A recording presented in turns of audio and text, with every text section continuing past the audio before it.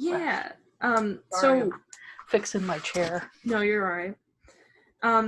Last year was a very unique year because Tyler actually had the time off. In order. Whoa, floating head! What are you doing? Excuse me. Sorry, I wrecked your story. You're gonna have to start that story over again. I could just cut this. It's fine. Or maybe I won't. Maybe this will be the cold open for the episode here.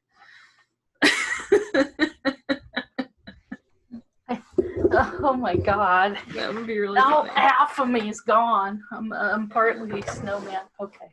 There you go. Okay. Good? No, not good. That's still working on it. Unbelievable. Okay. Now, I was trying to get my chair to do this. Now I'm good. Oh, okay. All right. good. Okay.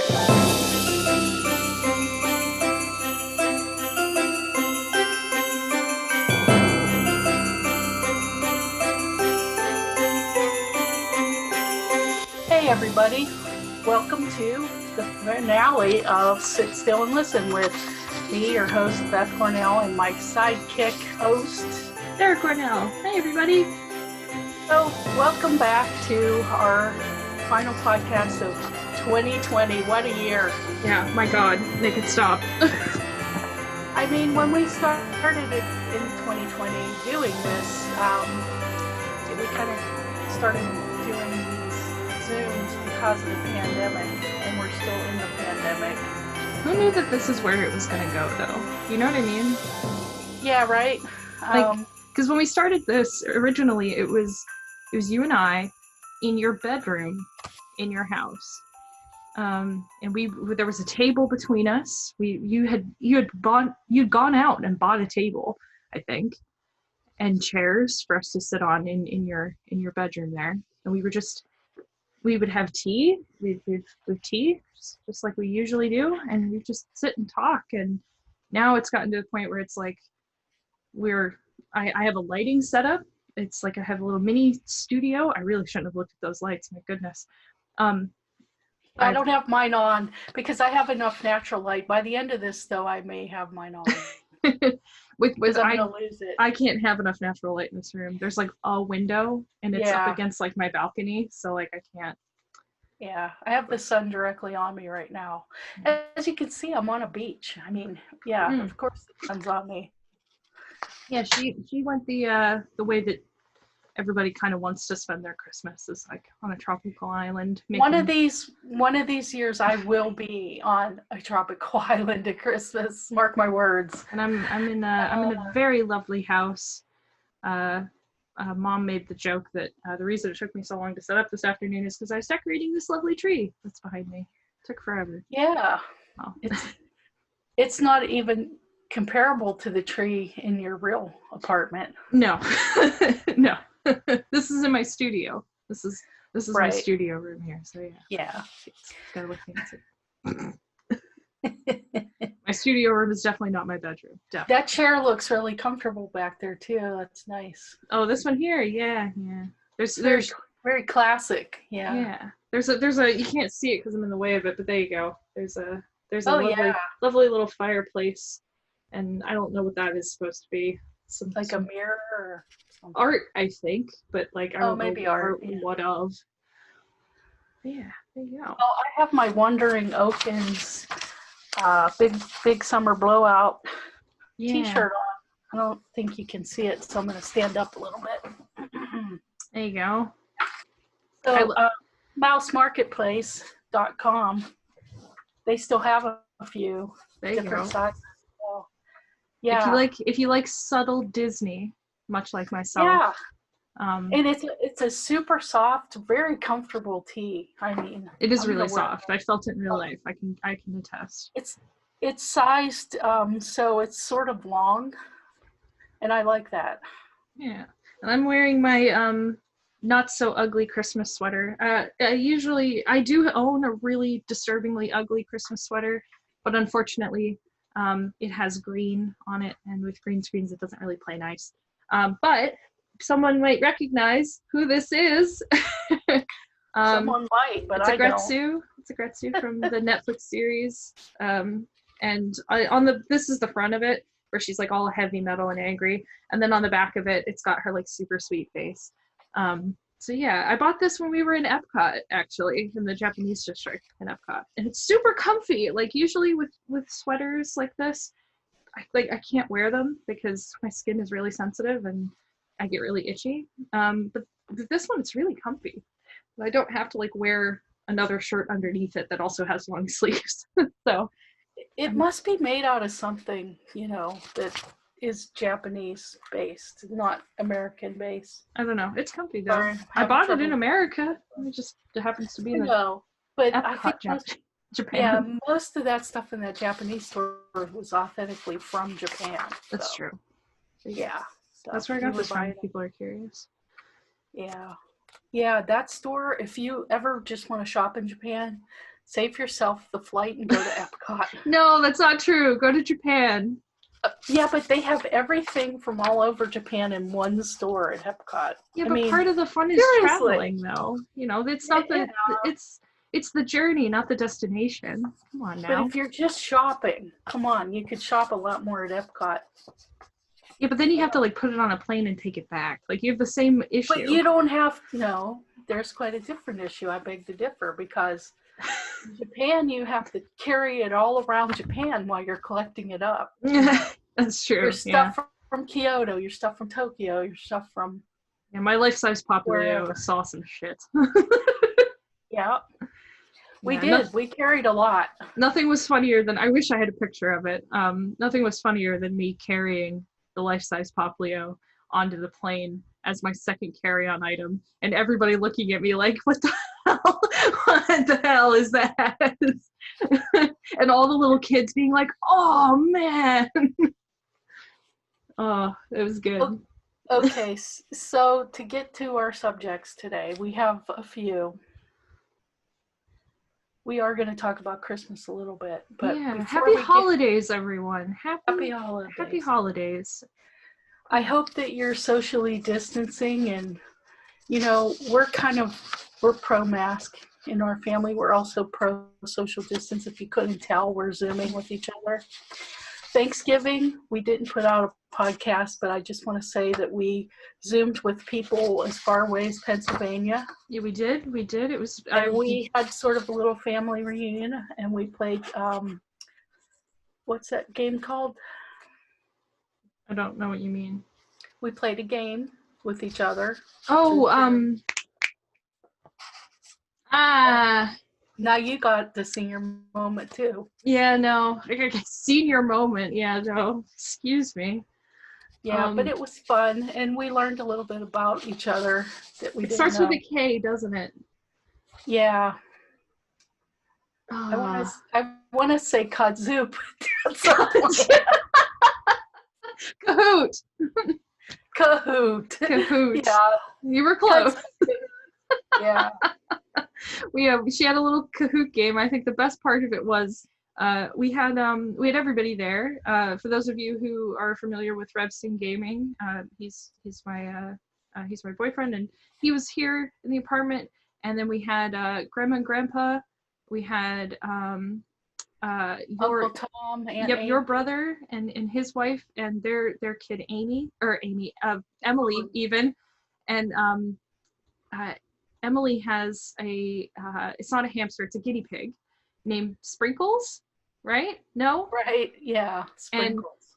And you had made a Kahoot question that what is its name? What was its name? And she didn't list the name. It was like Cupcake or something else, and everybody picked Cupcake because that was like the closest thing to Sprinkle. Because I was getting it confused with our rodent pet from long ago. Yeah. I forgot its name was Sprinkles. Yeah, Cupcake. But I tried to put questions about a little bit about, things that people might not know or might know, kind of obscure questions about our family unit. And we also had a close family friend, Ruth Ann, join us. Yep, yeah. Her daughter would have been there, but she was working that evening, so couldn't make it. But we maybe try that again through the Christmas New Year holiday if I can get everybody involved again. Yeah, hey. kind of a weird flick that so many people hopped on. I was not expecting it, to be quite honest. I just gotten off of I just kind of got done with having Thanksgiving with Tyler's family, socially distanced outside, mask on. I'm not messing around. And we got back, and I loaded into the Zoom call thinking it was just going to be you and Dad and Ruth Ann and potentially Reggie if she didn't have to work. And I load in and I see, you know, my grandma, my grandpa. I was like, what is happening? Wait, what? Yeah, I'm so proud of Grandma. She got on her Chromebook and clicked Zoom, clicked the link, and there she was. Yeah, that was nuts. That was really, really quite the Thanksgiving surprise. I was not expecting that at all. And neither was Tyler, because we loaded in and he just looked at me like, how many people are going to be in this thing? Because, like, we have a really big family. It's just like, I don't. But you never see them. They're kind of out of sight. Yeah, well, because they live so far away. They live on the other side of the country to us. So, and I think that even if the pandemic wasn't a thing, I think that needs to still be a thing. Like, if you can't make it back, like, I feel like that could still probably be a good way to see everybody at the holidays. Well, before the pandemic, we didn't really utilize this technology. We've had Skype for years. Yeah, but Skype sucks. We've had FaceTime. We've had through Messenger, you can do video chat in a group. Google Hangouts. Yeah. Exactly. We've had things where I think the Zoomer generation really embraced it, because I remember a while back, Reggie was crashing her computer because they would do chat parties through Hangouts, and Hangouts really couldn't handle more than I very much doubt it can now, to be honest. They'd have like 20 people and they'd just be chatting so fast. And I was like, I mean, you could do it through Discord. Designed to do that. Yeah, maybe. Yeah. Because Discord does FaceTime stuff, and Discord is essentially just a chat server that you can set up yourself. And but video chatting is really taken off since the pandemic. And I think this is kind of a new normal that's going to stick even after the pandemic. Yeah. Because it's so convenient, and also it's going to save companies money. Eventually companies may they'll embrace this, because what do that's a flight, that's a hotel that you don't have to spend money on, versus getting a green screen and some lights and boom. And through my work with e-commerce and small business and things through the years, soft products were really a hard sell through the internet. And I'm talking like clothing and things that you would want to touch before you bought. Now it's like, who gives a shit? Not so much now. Yeah, we've adapted to that. Yeah, it's like, it's either going to feel good or I'm going to donate it to Goodwill. You either do that or you send it back. You send it back, yeah. Yeah, the companies have adjusted their ways of doing business with people. Yeah. Around those soft goods. So now, and even groceries and fruit and things like that, people will order it and go pick it up and, or have it delivered to the house. I mean, like, I gotta give it delivered, yeah. I gotta give a huge shout out to like Safeway, because like they basically saved my life essentially, because and now that we're in a high spread again, they're doing it again for me, yeah. Yeah, and my shopping too is limited to like Trader Joe's and Sprouts, where they spray everything with bleach. Yeah. Constantly. It's like you're shopping in a fog of bleach. I love it. Yeah. I can't handle the smell of bleach. That's the thing. I worked at Starbucks for too long. I've always been sort of a germaphobe, and some people know that about me. I don't like announce it. But I don't know how she dealt with me as a child. I think I was covered in either like dog gunk or like dirt. You were messy. Yeah. You always had hamster piles and in your room. I'm a 27-year-old adult, and I'm looking at one right now. I just didn't go in your room very much. That's all. I can say I don't have any experiments, like lab experiments in here that like have gained sentience. Like, there isn't like a 900-year-old bagel with cream cheese in here. That's good. That has grown a small colony, and they've reached space exploration levels of sentience. Exactly. So we got off track. What were we talking about? Oh, Christmas. Yeah. Yes. However, before we get really deeply more into that subject, I'd like to talk about the Mandalorian finale. She's been dying. So if you have not seen the Mandalorian, Yes. I will put a time code right below me, and you can. I don't know if you'll be able to click it and skip ahead, but you could just click the time thing and skip ahead to where we're not going to talk about it anymore. Because I think everybody who is interested in watching The Mandalorian and just hasn't made it that far or hasn't started the series yet, please do not spoil this for yourself.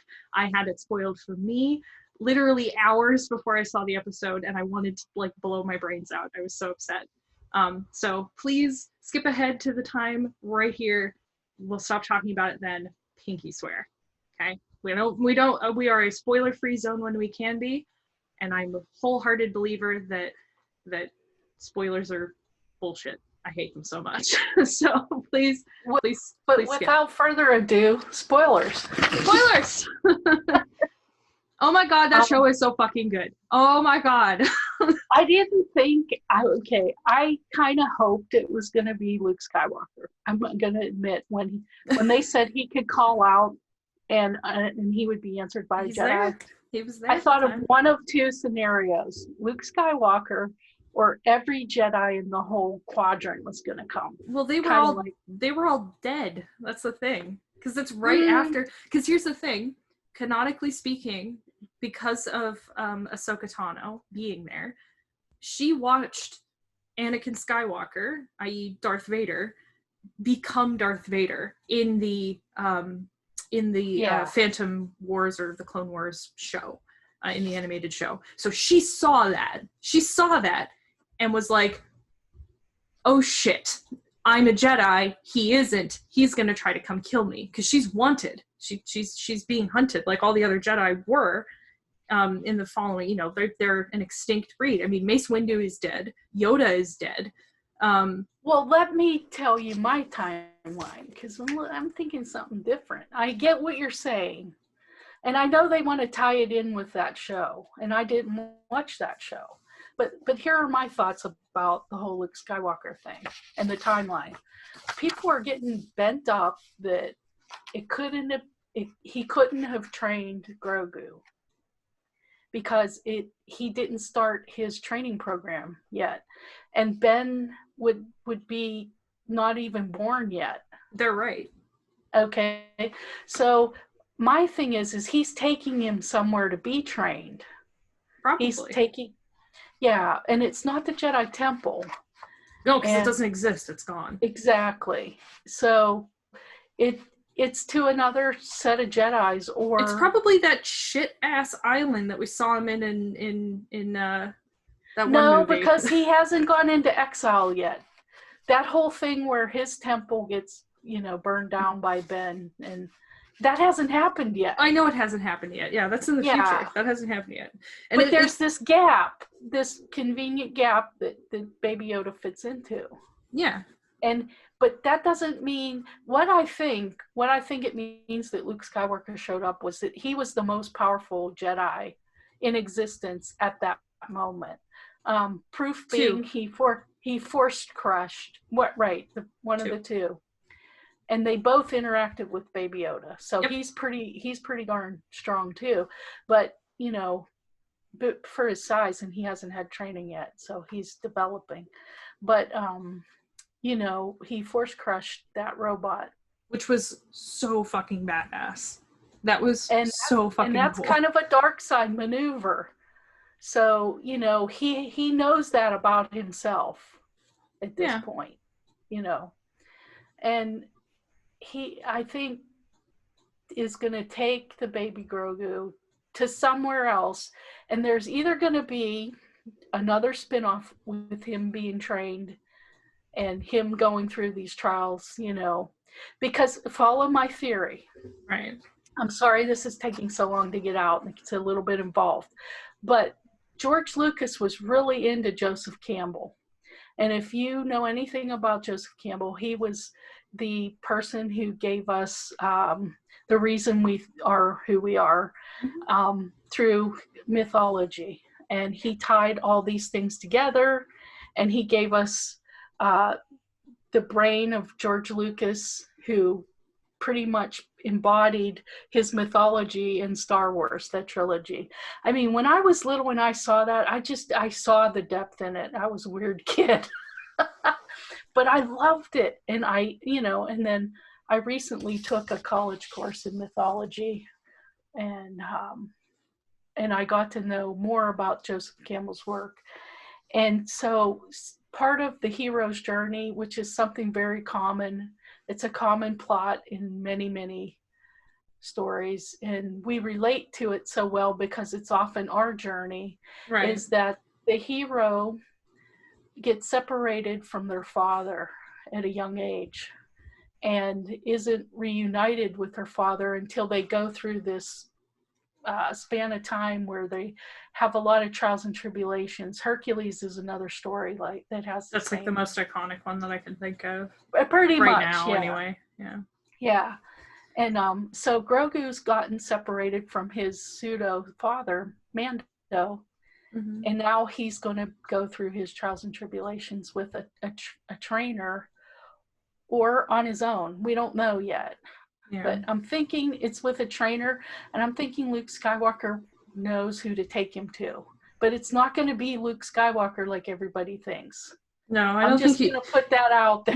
he's too busy doing other shit is the thing. Because like there's books and stuff where they describe what he's doing in between, that gap of time. I don't necessarily think that in that gap of time.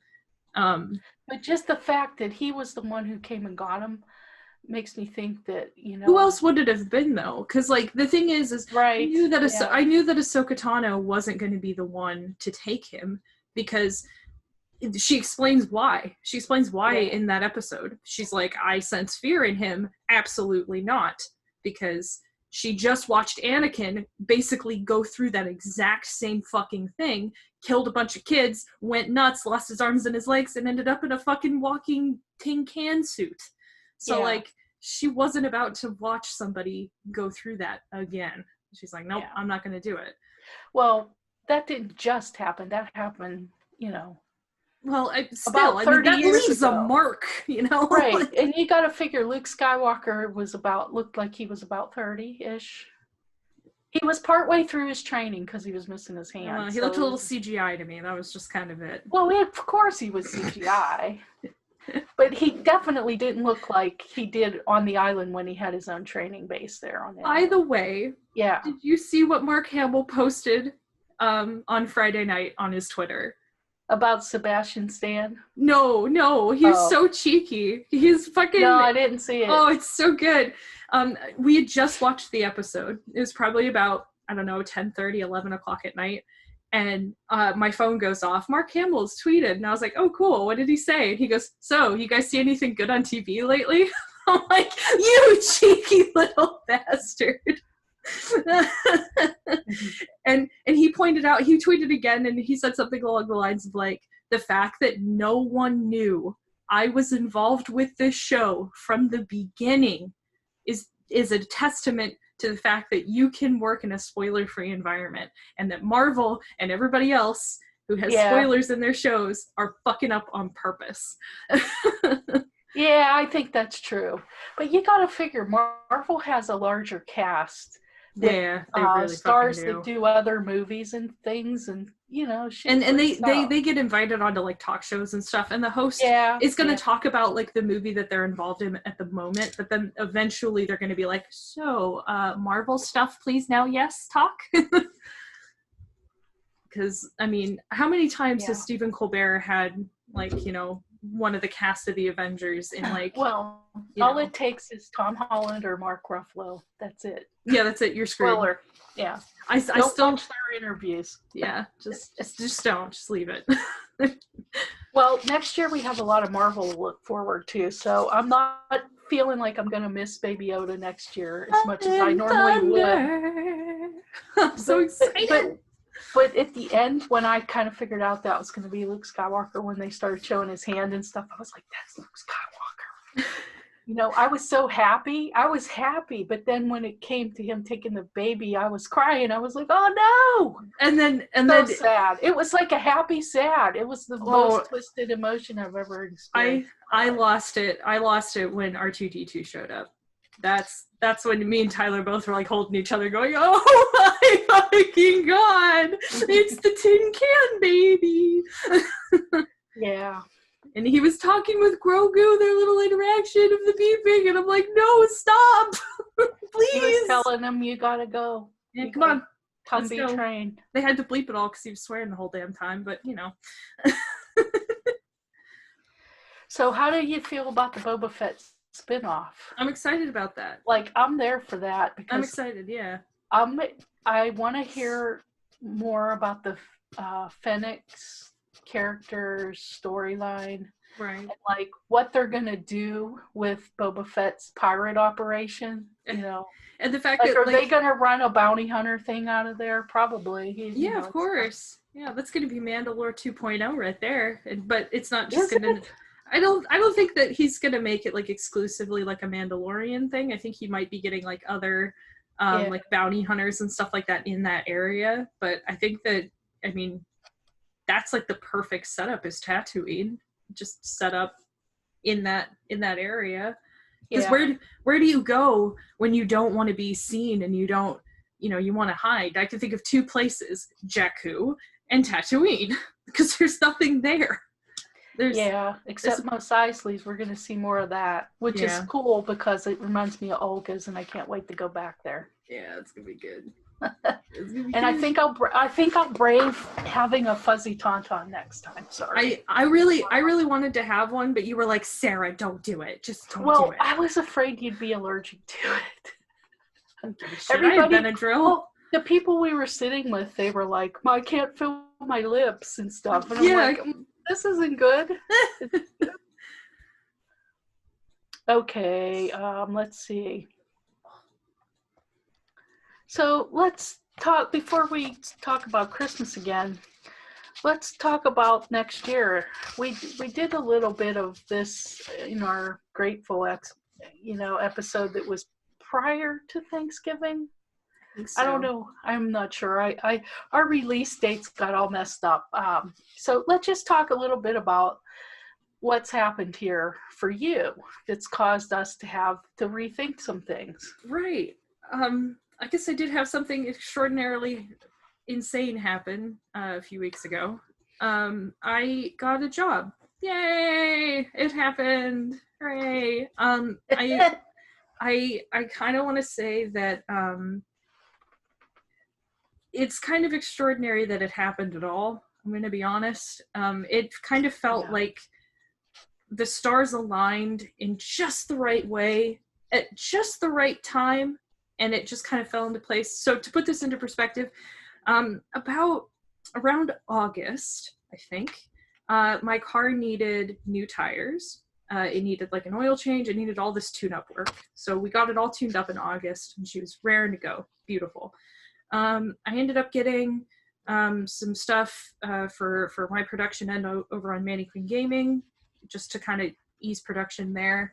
And then I ended up landing an interview, and I was like, wow, okay, this is the first interview I've had in literally a year.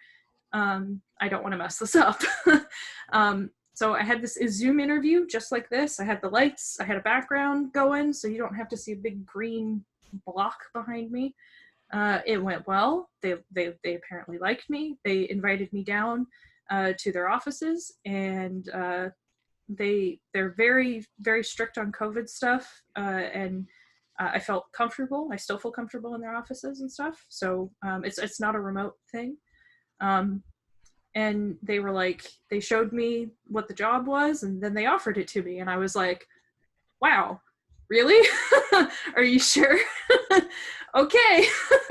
I'll yes, of course, I'll take it. And I've told Mom, I told one of my coworkers as well that the hardest part of the interview process was leaving the building to go home that day. Because as I was leaving, all I wanted to do when I got outside that door was jump up and down and scream. Because I have a spreadsheet that I started in May of 2019 that has all of the jobs that I've applied for, whether or not they've called me back, where they're located, if I've contacted them after I've applied, whether I've had an interview, did I get a follow-up? Like, it's all that information is in an enormous spreadsheet. And I finally got to put in that spreadsheet, job get? Yes. So that felt really good. And I got my car and I finally was like, okay, I don't think they can hear me. I don't think they can see me. I called my mom, I told her, and I'm in my car and I'm crying and I'm laughing. And I've got, you know, the little sun visor in your car? I have that in my hand and I'm thumping it as hard as I can on the roof of my car, just screaming and going nuts and being really happy. Cause like, it's just, what a weird thing to happen. The world is having a pandemic. Like, everybody's getting sick and stuff, and no, you know, thousands of billions of people are unemployed and not able to work, and here I am, like, having a job, and I keep saying, and Mom keeps pinching me. She pinched me this afternoon. She dropped some stuff off at my house because I keep saying things like, I feel like I either had, I got over there. I had the interview in the office with my employer, and I left, and I got into some sort of tragic car accident, and I'm now in a coma, and this is like the coma dream that I'm having, but in reality I'm fucking just totally comatose and broken in a hospital bed someplace, and it's not real, and like this life that I'm living doesn't exist, and it's just like up here, it's not real. It's real, like I'm in my body, I'm not in a hospital bed, this is absolutely happening, but it still feels like it's not real. It's nuts. It's so bizarre and crazy. Well, you know, and I think part of that too was like, I think you were giving up, and I didn't want you to give up. I didn't blame you for feeling that way, but I just was like, Sarah, please don't give up. I wasn't. I really wasn't. I know it might have felt like it, and that I was kind of like slowing down with everything, but the reason why it seemed that way was because there wasn't anything for me to apply for. Yeah. There really wasn't a lot of hope out there. No, and it's always at that last gasp that something happens. Yeah, and it was so weirdly bizarre. And I've read enough books to know that you know, at the darkest hour shines the brightest star, kind of thing. You know, and I hate to bring this up because I feel like I talk about it a lot, but in Lord of the Rings, in the books, like I said, I talk about it a lot. In the books, there's a moment where they're in Mordor and Frodo's all fucked up and they're taking a break, and Sam looks up into the sky, and as the clouds part, he sees a single shining star among all this ruin and terrible Mordor shit, and he's like, there's hope still. So that's what it reminds me of. And I think that's a perfect metaphor for 2020. Fuck this year, man. It sucks so bad. Golly. But there's still good happening, and there's still good people. And, you know, if you're open to receive it, you will. And don't give up. And I want to say that to everybody else who's laid off, unemployed, or whatever. You know, think outside the box and don't give up, because... Or you could be like me and be so stubborn and single-minded that nothing else matters except what you want. Right. And eventually you'll get it. It'll feel horrible. That worked for Sarah. It'll feel horrible. It feels fucking awful and fruitless and bleak and just, it feels like nothing you do matters, and you're screaming into this cavernous black void, and there's nothing in it until there is. And you have nothing to blame for that one thing but yourself. It's like, aha, you screamed for long enough and somebody heard you. Yeah. And so I screamed uselessly into the void for what felt like forever, and finally something decided to yell back. The void always yields. I mean, that's where eventually. Yes. But you do have to have no doubt. There are some conditions. Yeah, no doubt. And a singular focus. And no hesitation either. No hesitation. Yes. And you have to be willing. No fear. Yes. You have to be willing full force. Yeah, it's kind of like there's a brick wall in front of you. You have to run full force into it. Yeah, a lot. Your face is going to hurt. Everything is just going to hurt for a while. Pretty much for a while. But you get so, you get to the point where you don't care what the outcome is because you know it's going to happen. Yeah, You just yeah, know it. that's what it felt like. The other thing too is that, like, you know, I wasn't just fruitlessly yelling into this void. I was also working on stuff. I did Sit Still and Listen with You. I was over on my other channel, Mannequin Gaming, putting out stuff, and I was working on just tons of projects all at once to keep myself busy, so I didn't have to think about the fact that what I was doing, hopelessly screaming into this, you know, blank void and hoping to God someone heard me.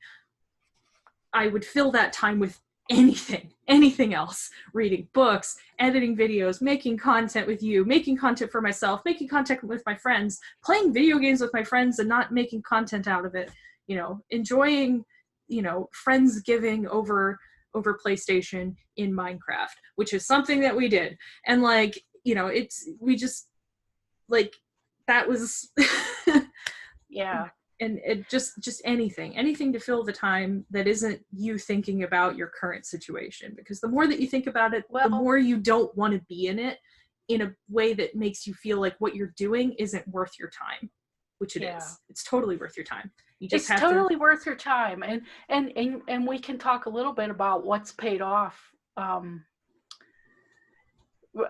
vertically for Sit Still and Listen.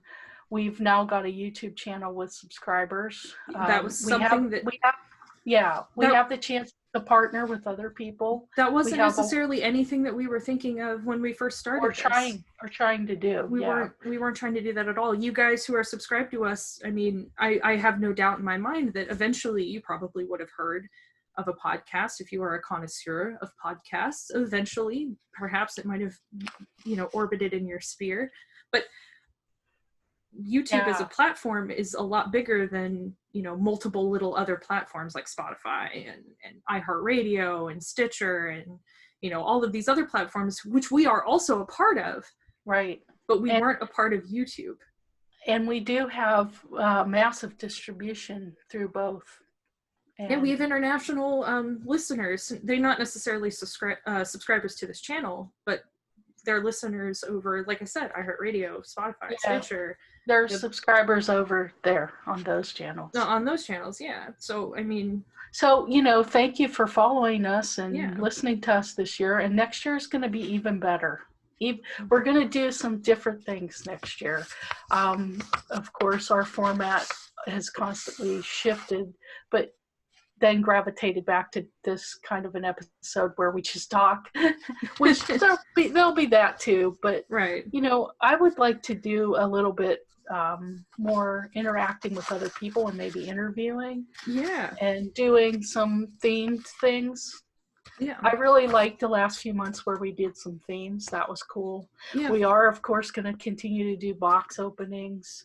Yeah. As we find interesting boxes to open. I'd like to, if 2021 goes in the direction that that my brightest hope has, I want to do a podcast in a place.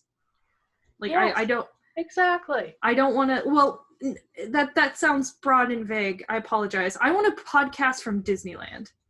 Well, that would be awesome. I want to set up I want to bring my computer. I want to bring the mic. We sit in Disneyland. We go to the Carnation Cafe or some shit. We just set up our stuff and just start bullshitting. Just start talking while we're in Disneyland. Yeah, people do that. Let's just do that. Let's just sit on Main Street. It will be so when Disneyland opens. I agree. And it's safe to go. It's when it opens and it is safe to go. Preferably when the both of us have been vaccinated, for God's sakes.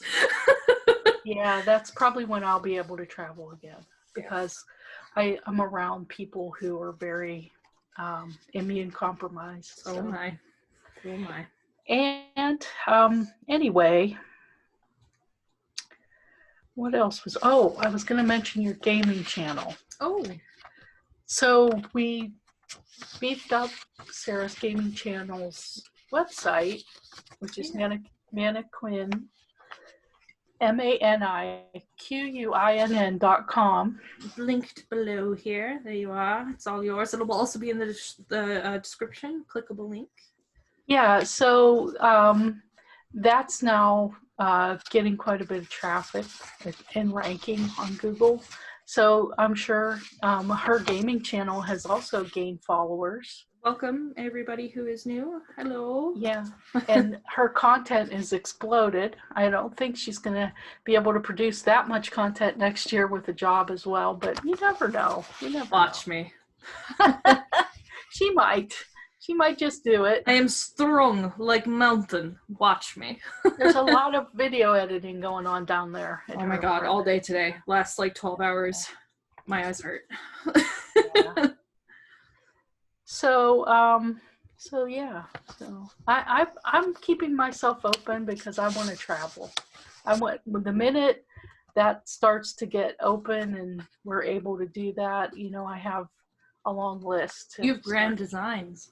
Yes, I do. That's what you got. Okay, back to Christmas. Let's finish this episode off about Christmas. I'm working on some gifts that I would like to give all of our viewers who watch this episode to this point. Oh, okay. So a special few. Yes, there are a special few out there who do. If you would like one of my design stickers, and maybe Sarah will contribute some of her stickers. I do have stickers. I do have stickers for patrons. So these are special. You don't have to be a patron to get these stickers. This is just for this episode, and they'll be available through January 15th. I'll be mailing them on January 15th. So you need to send me an email at beth@bethcornell.com. Linked in the description. And give me your address, and you will get this special sticker for the Sit Still and Listen channel, and also Mannequin Gaming channel. Yep. Icon sticker. Yep. So my little gaming icon and a little sticker. It's about this big. That's kind of a Christmas gift we're giving to all our listeners, and you can put it on, whatever you want. Your car. Yeah. Your car. You got a hydro flask? Your laptop. Slap it on there. Laptop. Your hydro flask. Yep. Whatever. You got a little desk thing that's covered in stickers like I do? Slap it on there. It'll be a beautiful addition to whatever you stick it to. Anyway, so Sarah had some things to talk about. I think we should start with our holiday traditions. I think that is a splendid place to start. The Cornell family holiday traditions. Yes. We have a couple. It might not feel like it, but we definitely have a couple. So we are a military family, and because of that, our holidays don't typically look like everybody else's holidays. Sometimes that means we're having to celebrate holidays without somebody in the house because they were deployed, they're out on a business trip, something like that. Other times it is celebrating it in July, which is something that we've had to do. So we actually had Christmas in July when I was a kid. That was something that we did. We also had Hanukkah one year. Because we had Hanukkah one year. Yeah. Sarah was very interested in lamb chop, and they were. That's a Jewish show. Sherry Lewis. Mm-hmm. Yeah, they were celebrating Hanukkah, so we celebrated Hanukkah that year. Yeah, it's something I wanted to do. I remember that. And then later in life, she got a cat named Jack, and we found out Jack was Jewish, so we continued to... Gave him a cat toy that was in the shape of a dreidel, and he played with it. That is the long and short of that story. You can give the current cat a piece of balled up paper, and she will be so happy with you. Right. Or cellophane. Either way. Yeah. So we've continued to keep Hanukkah in our hearts as well throughout the years. Yeah. Just something that we've done. We watch a gambit of movies starting at Christmas Eve and well into Christmas. And the top 3 that I can think of is the original 1960s version of How the Grinch Stole Christmas, the animated one. Jim Carrey's How the Grinch Stole Christmas, and Die Hard. Those are our Christmas movies of choice that I see that I seem to always rewatch around this time. Last year was unique in that we got to watch with Tyler. We got to watch Die Hard with Tyler. So Last year's Christmas was really special in that Tyler actually had the time off to be, to actually celebrate Christmas properly. Usually he's either on call for work or he's at work. But last year he wasn't. And we went to his family's house and we celebrated Christmas. Super fun. We went to your house on Christmas Eve. Because in our house, one of our traditions is to basically watch Christmas movies all day long, and then right around 9, 10 o'clock at night, we end up opening up all the gifts. So that way, we can play with all of the new toys, all the new video games, all the new everything on Christmas Day. We don't have to waste time opening them on Christmas Day because they're already open. So that there is one of our traditions. I don't know when that started, honestly. It started when Tim and I were too tired to get up at 6 a.m. That's fair. And you were a little older and less believing in Santa. Right. Probably preteenish, maybe 9 or 10. Yeah, maybe. Yeah, but when you were really little, we would get up really super early with you. You would get up before the crack of dawn and be opening everything, and we'd try to get up and take pictures. I'd go to bed. 9 times out of 10, you were completely naked, so those pictures never got distributed. Thank you. We'd have to take more pictures of you later with the gifts were already open. But as you got older, we decided to do it the evening before, right, and then sleep in, and you could get up or stay up all night with your toys, which you tended to do. Yeah. It's just an easier way of doing it, I guess. And that was, so he ended up much easier. Fucking easy. We ended up going, he ended up coming over to the house and celebrating Christmas for the first time since the both of us were in high school together. Yeah. That's true. And it was really special. It was something that I didn't realize that I missed until I had it, and then immediately had it ripped away again just a few months later because of COVID. Because obviously we're not going to be able to celebrate it with you guys in the same sense, because I can show pictures of us, all of us. Is me, you, Dad, Tyler, Reggie, Ryan, all of us in the house. And Tyler was sitting on the couch. I fell asleep on him at one point. He rented Die Hard because Dad had a version of it that had all of the swear words bleeped for some reason. And Dad and Tyler collectively were like, fuck this. We're not watching Die Hard without hearing yippee-ki-yay motherfucker and having it bleeped. So Tyler got into the Amazon Prime account on our end and rented the movie, and we watched it. It was fantastic. Of course it is. And we watched the Jim Carrey Grinch. We watched the 1960s Grinch. We watched the Rudolph the Red-Nosed Reindeer, the little claymation one, and the one with the wizard, because that's my favorite because I like wizards. And we all opened gifts with each other, which was awesome. It was so special. That was Mr. Winter or whatever. That wasn't a wizard. He's a wizard. He looks like a wizard, but he's Mr. Wintertime or something. He's a wizard. Okay. He's a wizard. He's got the robe and the beard and the hat. He does look like a wizard. It is a sleeping cap, but he definitely looks like a wizard. Anyway, that was really special, and I was really looking forward to having that opportunity of doing that again potentially this year. Yeah, but 2020 just seems to be no. 2020 just seems to be a perpetual dumpster fire, and however, we will get together. I granted there aren't a lot of gifts to go around because 2020 is a dumpster fire. It's fine. We didn't buy a lot of gifts, and the things I gave weren't things I could wrap up anyway. So, but we might get together on Zoom, like I said, and just all enjoy each other's company, have another Kahoot session, or maybe I'll think up a different game for Christmas, like Pin the Tail on the Reindeer or something. I don't know. I gotta see what I can come up with. Right. Yeah. So that was really special. But one of our traditions is to open up all the gifts on Christmas Eve, like the night of Christmas Eve. So that way on Christmas you can play with all your toys all day, or play with all your toys all night long, and then into the next day. Yeah. Over at Tyler's house, they very much have the tradition of like wake up at the ass crack of dawn and open all the gifts at like 5 o'clock in the morning, which is absurd. Which, like, why? Why it's so early? I'm too old to get up that early. The older you get, the more you don't want to deal with Santa Claus in the morning. You want to do it at night, you know.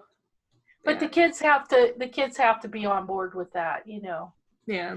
Now that they're a little bit older. Reggie, Ruth Ann and Reggie with Reggie.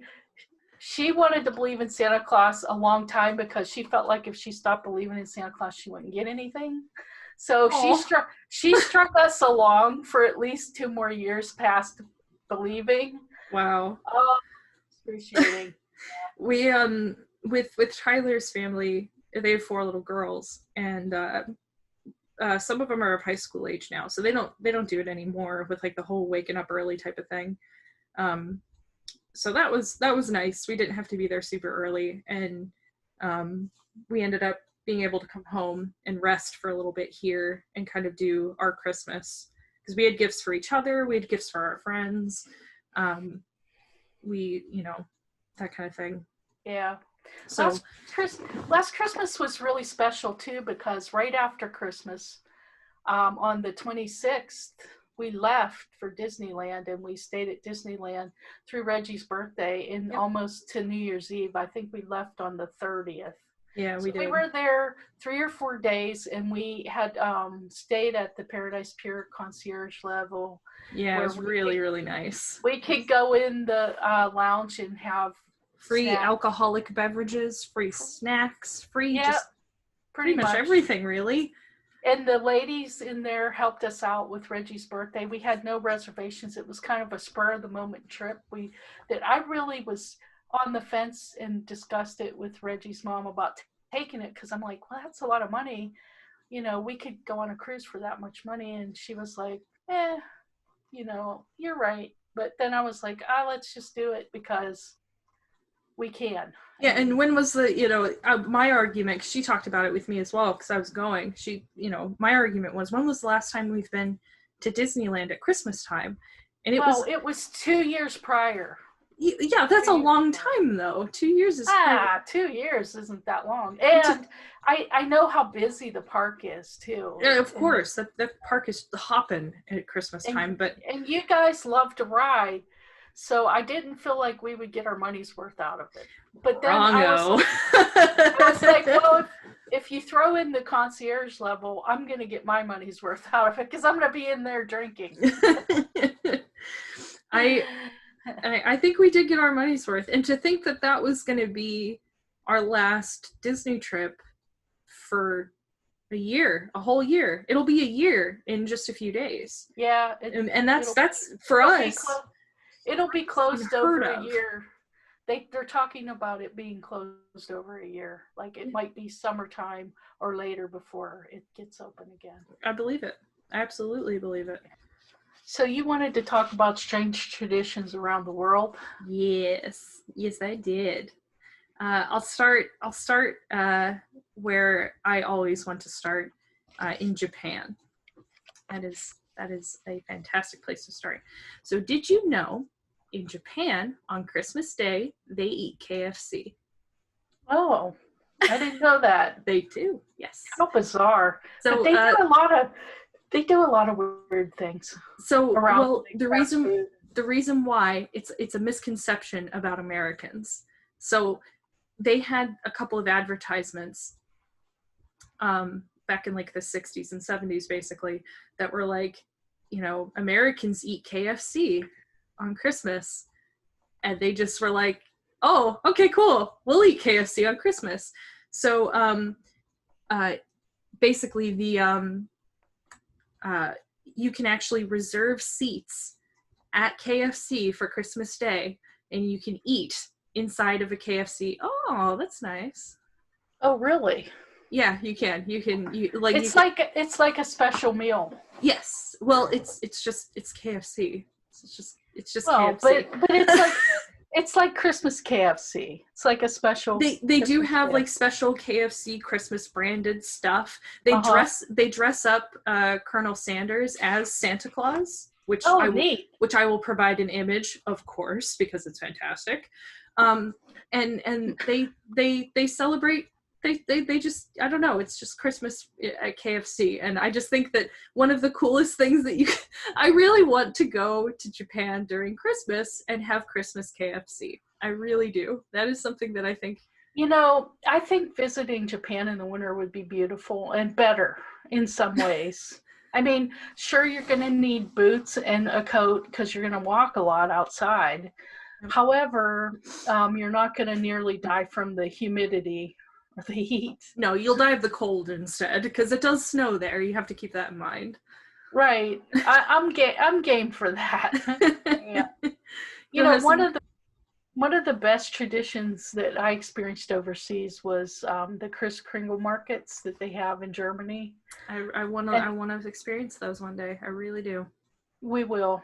They're not having them this year. They canceled them. So good. Yeah. Good. I mean, they're very reasonable. The people of Germany will comply with that. There is a small segment of their population that's railing against masking and, Same here. I mean, I think that's true of every nation. I thought it was just us at first, but now I realize that there's a segment of every population that is just totally against this. And even I saw some pictures from the pandemic that happened in what was it, 1918? Oh, the Spanish flu. Yes. 1918. That there were anti-maskers at that time too. I like to always reference the fact that basically when cars were invented, they didn't have seatbelts, and when seatbelts were implemented and they were forcing everybody to wear seatbelts, there was a good portion of the population that didn't want to wear seatbelts. So I just think that it's just going to be the way it fucking is, and they either win the Darwin Award or they don't. So I really think that you either wear a mask, you man up, you suck it up, you wear a mask, or you win the Darwin Award. Take your pick, because that's essentially what you're doing. You're becoming an evolutionary chomping bit if you don't wear one. True enough. However, there will be some people who don't get it. Right here. Who maybe are immune to it, or maybe just are lucky. I think I've got some insane kind of luck. I don't think I'm immune to it in any sense. You have Cornell luck. I've told you had it. Yeah, and maybe you believe me now. Maybe. Yeah, and it would be the ultimate bout of Cornell luck that I am indeed immune to it while I watch my friends and loved ones die slowly of COVID right in front of me. And I don't think I'm exaggerating when I fucking say that. It's bad, but not bad enough to kill you. That's Cornell luck. Yep. Yeah. So good. Hooray. Yay me. Ugh, fuck. So I don't know. Just wear a mask. Wash your hands. So back to the Germany thing. They believe that Santa, actually no, this is Netherlands believes that Santa comes from Africa in a boat with toys and coal for children. Right. And he looks like our Santa, except he's black. He's from Africa. And he's in a boat that is not seaworthy for the ocean that he needs to cross to get there, the Netherlands. Because he has to come up through the Mediterranean and stuff, and then through the channel between Britain and Europe, and then he has to cross the North Sea. And the magic part is he's doing Rotterdam. It all. Yeah. I see. In a tiny boat with a paddle, pretty much. And I can dig it. Full of toys. So that was kind of weird when we found that out. I can dig it. My Dutch sister-in-law. In the same vein of European weirdness, if my computer will agree with me here, let me scroll down and find it. Here we go. So in the Ukraine, they decorate with spiders and spider webs. Well, that's kind of different. Right? So the reason why is there is a tale of a poor old woman who can't afford to decorate her tree. And essentially the idea is that like back, you can still do this today, where like you go to a tree farm and you get one of the employees to cut down the tree and you bring the tree home, and occasionally you'll bring the tree home and there'll be a spider in it. Right? Well, that's what happened. This old woman goes out, she cuts down a tree, she brings it into her house, but she doesn't have anything to decorate it with, so it's just kind of like this plain old tree. Well, little did she know that there was a spider in the tree, and it cobwebbed up her whole tree. And in the morning, when she came downstairs, the sunlight hit the tree and turned the tree in, like, all the webs and stuff that was on it turned into tinsel and lights and all that stuff. And voila, Christmas. So that's their tradition, is they buy like the little fake plastic spiders and little fake cobwebby things and cobweb up there. So, yeah, I thought that was really cool. I was like, that's awesome. That is pretty cool. I like that. And one more for the European ones, in Scandinavia, they have a goat. They have a goat. They have a Christmas goat. I will put a picture of it here. This is the goat. This goat, bless him. Some of you might already know about this goat, and if you do, I'm so sorry, but I can't get over this goat. I heard about it in 2015, and I have been following it ever since, because I've been so interested on whether or not it burns down. Okay. So, that goat. Now I know who you're talking about. Yes. I love this goat so much. So I always root for the people who burn it down, because I think it's really funny. I obviously know that the tradition is they build this goat every year, and it's supposed to stay up because it's like a fixture of Christmas and New Year, right? But every year they have like arsonists who come and try to like burn it down in like the middle of the night after it gets built. And like from when it's built until the new year, people try to burn it down. That's not the tradition. Don't burn down the fucking goat. You will get arrested and charged with arson in Sweden. Just don't do it. But I found the Wikipedia page for it, and it's been a while. It's been since 2016 since I've looked at it. And I don't know if you have been like as avid a looker on this thing as I have, but oh my dear God, some weird shit has happened. Okay, so in 2010, apparently, starting there, at this point, I should mention, there are two goats. There's one that is called the Natural Science Club goat, which is like a local, like, it's a bunch of high schoolers who come out and build it.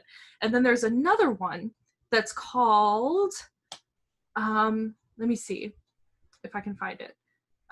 There's the Natural Science Goat, and then there's another one. I can't remember the name of what the other one is, like the organization that builds it, but there's two of them. But apparently, December 2nd, 2010, arsonists made an unsuccessful attempt to burn the Natural Science Club's goat. On December 17th, a Swedish news site reported that one of the guards tasked with protecting the Southern Merchants goat, Southern Merchants, that's the name of the other goat, he'd been offered a payment to leave his post, right? So that the goat could be stolen via helicopter and transported to Stockholm. What? Wow. What? So the most recent one is from 2019, which is one that I haven't looked at yet, so I'm excited about this. Apparently, they had double fencing, 24-hour CCTV, two guard patrols around the goat frequently, and 24 hours a day, along with a canine unit to protect a goat made out of sticks. Nice. Okay? Nice. Oh my God, why go through so much trouble? Just stop building the goat. Like, I know it's a tradition, but oh my dear Lord, if it's taking that much to protect it against arsonists. The goat was inaugurated on December 1st. On December 13th, fire crews responded to a call that the little goat was burning, only to discover it was in fact a miniature Yule goat somebody had brought and torched at the scene. The Natural Science Club goat was burned, but not destroyed, in the early hours of the 27th of December. A suspect was taken into custody. This is the first time ever that the goat survived more than 2 years in a row. Oh. So pretty much every other year, this fucker burns down to the ground. And I just think it's so funny. I am so sorry if it's not funny for our Scandinavian Swedish viewers, and I hope that I'm not offending anybody, that I think it's funny when the goat burns down.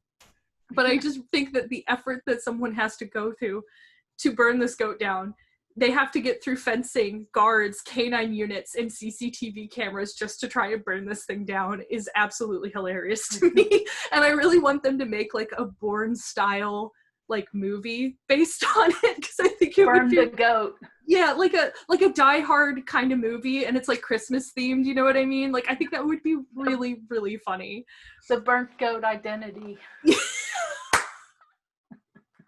That's really good. I like that. So in 2020, the goat was inaugurated on the 29th, but due to COVID, the inauguration was digital. So I don't know what that looks like, but if we have any Swedish Scandinavian viewers who would like to link me a video of that, I would be forever in your debt. You can leave it in the comments. I read every single one of them. So please, I need to see that. And the public has been advised not to gather around the goat, and there was no traditional celebration, because typically when they inaugurate the goat, it's just like a big party. There's like food and drinks and like carnival rides and stuff like that. So it's kind of down low because of COVID, but that might lay the goat a little more vulnerable to torching. I know.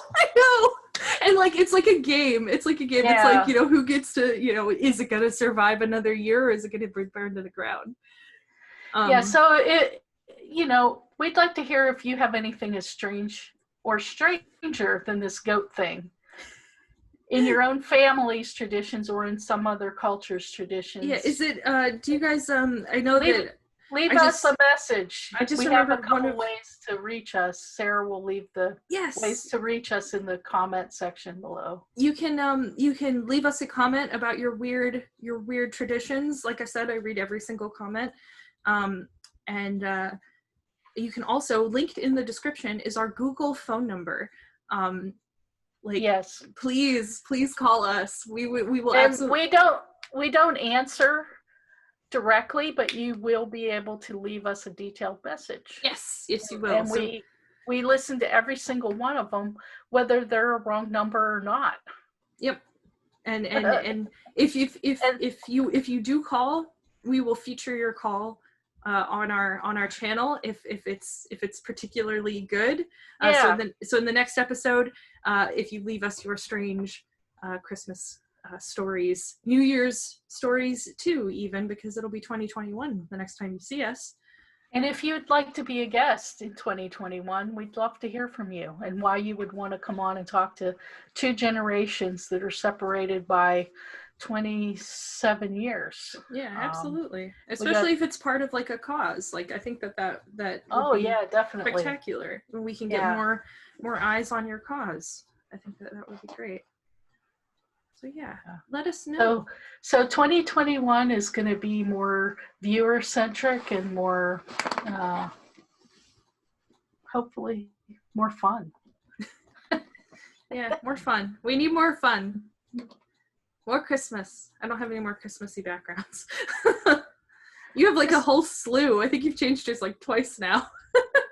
3 times actually, but this one here is my last one, and it's really cold, and I would like to go put a jacket on. So go put the jacket on.